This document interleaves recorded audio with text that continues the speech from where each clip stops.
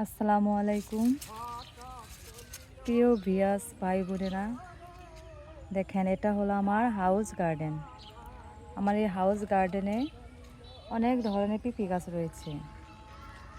এটা এক জাতি পিপি গাছ, এটা বাইরের জাত, আর এটা হলো দেশি পিপি গাছ। মাশাআল্লাহ, আমার এই পিপি গাছগুলো দেখতে অনেক সুন্দর হয়েছে, অনেকগুলো পিপি ধরছে, ঝোঁকা ঝোঁকা পিপি। এটা হলো মেয়ে পিপি গাছ আর এটা হলো ছেলে পিপি গাছ। এই পেঁপে গাছগুলো মানে অনেক সফট। আমার হাউস গার্ডেনে আমি একটি মুরগ ফুল গাছ লাগাইছি। মাশাআল্লাহ, মুরগ ফুল গাছটা আস্তে আস্তে অনেক বড় হইতেছে, দেখতে অনেক সুন্দর হয়েছে। আরও রয়েছে লতা ফুল গাছ, দেখেন অসংখ্য লতা ফুল গাছ। লতা ফুল গাছগুলো অনেক সুন্দর হইতেছে, এখানে কলিও আসছে, সেই সুন্দর হয়েছে লতা ফুল গাছগুলো। এটা হলো সজনে গাছ।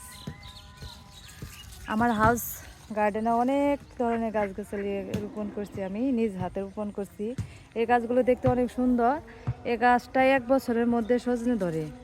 ডাল রোপণ করে দিছি, বড় গাছ ছিল, সেখান থেকে ঝড়ে ডাল ভেঙে পড়ছিল, সেখান থেকে একটা ডাল এই জায়গাতে রোপণ করছি। এই দেখেন, এই সজনে পাতার অনেক ভিটামিন। এই সজনে পাতা ভাইজে খেলে ডায়াবেটিস, যাদের ডায়াবেটিস আছে তাদের ডায়াবেটিস ভালো হয়ে যায়, ক্যালসিয়াম হয়। এই সজনে পাতাতে প্রচুর পরিমাণে ক্যালসিয়াম রয়েছে।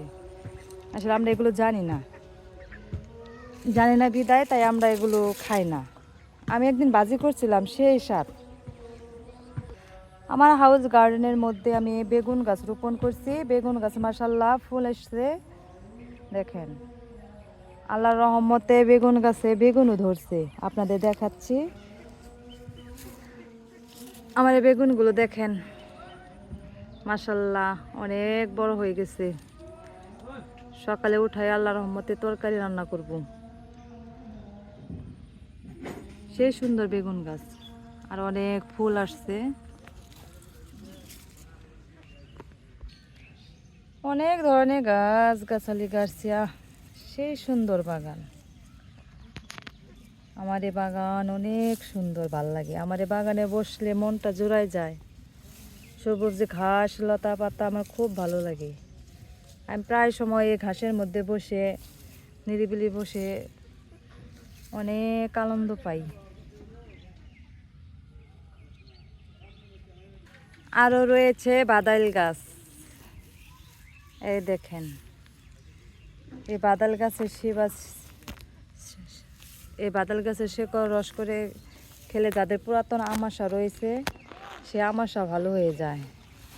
এই যে দেখেন, গাছ চিনে রাখেন। এই গাছের রস স্বেচ্ছা ওষুধ বানায় খাইলে আপনাদের যাদের পুরাতন আমাশা রয়েছে, পাতলা পায়খানা, দীর্ঘদিন ধরে যাদের পাতলা পায়খানা রয়েছে, সেগুলো ভালো হয়ে যাবে এটার রস যদি আপনারা ছেঁচে খান। এই যে বাগুন গাছটা নষ্ট হয়ে গেছে, থোকা থোকা ফুল হওয়ার কারণে বাগুন গাছটা নষ্ট হয়ে গেছে।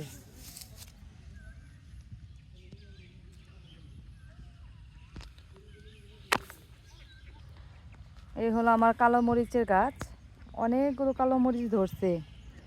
মাশাআল্লাহ, আমার এই বাগান থেকে আমি প্রচুর পরিমাণে কালো মরিচ তুলছি, প্রচুর পরিমাণে। দেখেন কত কালো মরিচ এখনো তোলার পরও রয়েছে। আমি যে কোনো ডাউল ভাজি ভর্তা সব আমার এই বাগান থেকে তুলে আমি রান্না করে খাই।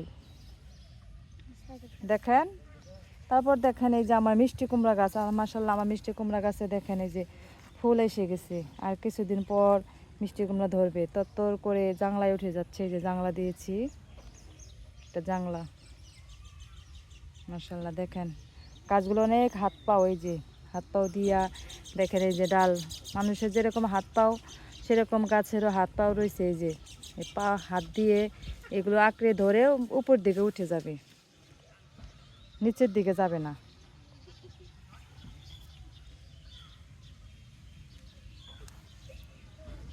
আসলে প্রকৃতি আমাদেরকে অনেক কিছু দিয়েছে। আল্লাহর সৃষ্টি দুনিয়াতে আল্লাহর এত রহমত আমাদের জন্য রেখে দিয়েছেন, তার জন্য আল্লাহ তাআলার কাছে অনেক অনেক শুকরিয়া। আল্লাহ আমাদেরকে অনেক দিয়েছেন। এই দেখেন কচুর শাক, এই কচুর শাকে প্রচুর পরিমাণে ভিটামিন রয়েছে। যাদের শরীর দুর্বল, শরীরে পুষ্টি কম, তারা এক সপ্তাহে কচুর শাক যদি খেতে পারেন তাহলে আপনাদের শরীর দুর্বল, আপনাদের যাদের রাতকানা রোগ রয়েছে তারা এই কচুর শাক রান্না করে খাবেন, মাশাআল্লাহ আল্লাহর রহমতে ঠিক হয়ে যাবেন।